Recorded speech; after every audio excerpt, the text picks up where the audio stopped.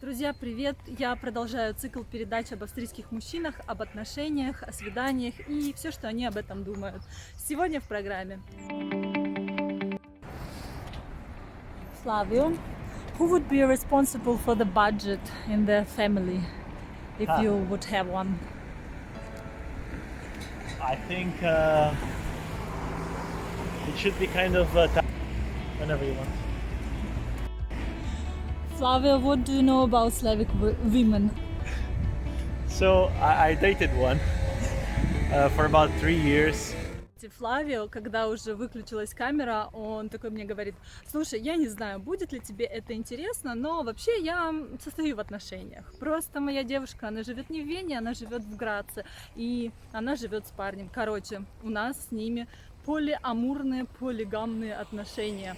Я такая думаю: блин, чувак, почему ты мне раньше об этом не сказал? Я бы тебя записала, это же так интересно. Ну, в общем, короче, они там друг друга не ревнуют, у них все в порядке. И знаете, что я поняла после того, как у меня уже состоялось несколько интервью, что, в принципе, полигамные отношения, открытые отношения, они еще их так называют, в Вене, в Австрии и, наверное, в Европе вообще не редкость.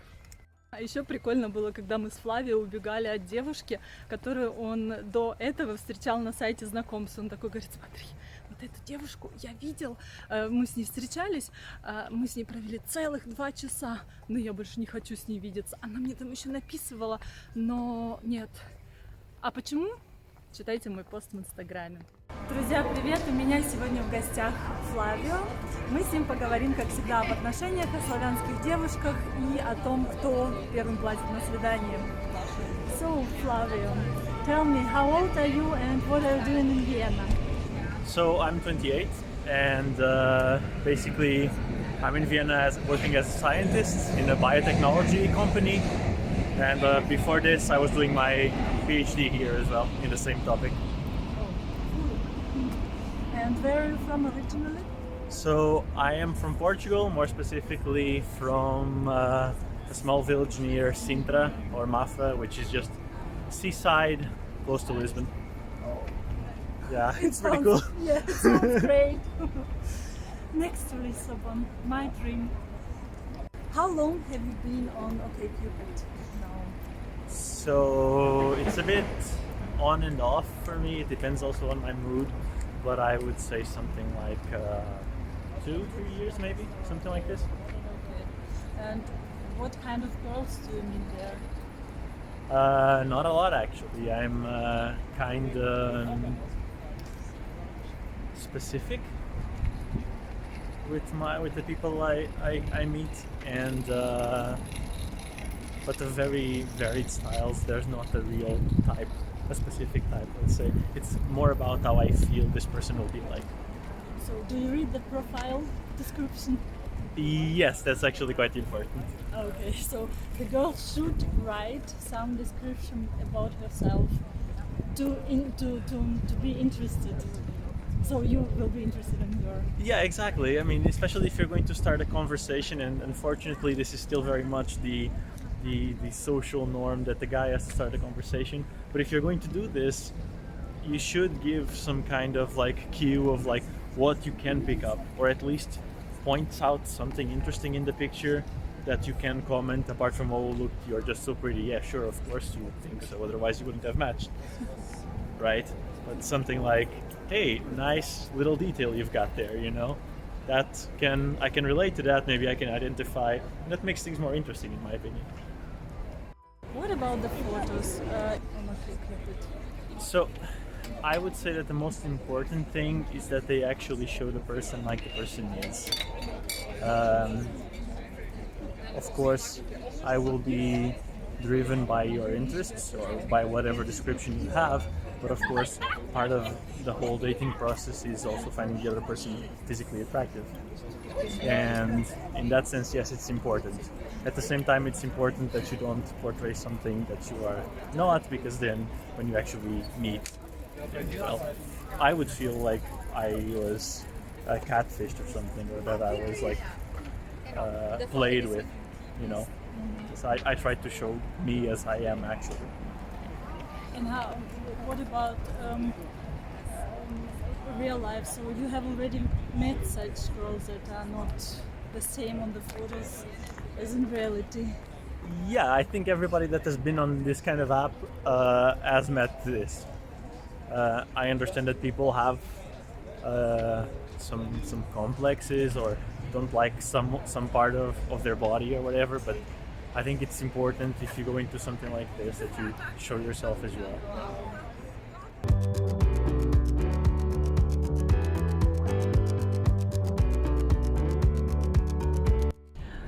Do you believe that it's difficult to meet people, to meet women offline as online? That's a funny question. I do think that here in Austria is way more difficult than in Portugal, for instance. But that's just kind of a cultural attitude and how society is working. I do not think it's very hard. I do think that people are too shy nowadays. And sometimes it wouldn't really hurt to just go out and if you find someone interesting, just start a conversation. I tried to do that and I'm very awkward myself, so I think it is possible. You just have to put a little bit of effort. So it does, it works. Yeah, I think so, yeah. I would say that this is still the most common way that I have met my partners. Wo kann man dich kennenlernen? Me? Yes, you. And in general. Okay. Well, I would say that there are two big things here. People in Austria are extremely sporty, so that is one way that you can get to know new people. And two, drink a lot. So one of the two will work. For instance, for me, you can meet me at Thai boxing, which is something I love to do. And having finished my PhD recently, I was in a lot of PhD parties, and this is how I met one of my girlfriends. And this was just, I got very drunk, she got very drunk, and that was it. I think this is the way it works in Austria. But I have met people at concerts. That's also a possible thing. And if you are brave enough, just start a conversation with someone on the street, I guess. So if people drink, they are easygoing, more easygoing. I think this is alcohol is definitely a social relationship fuel. It is something that really, really aids. Do you know this advertisement, vodka connecting people? Yeah, exactly. At the first date, who pays for the drink? I think that depends on everyone's wishes. So I am very much willing to pay, of course, but I totally understand if we are going to share, or even if the girl pays for me, I don't mind. It's really the same for me. Flavio, why do you need women in your life? This is I think need is a very strong word here.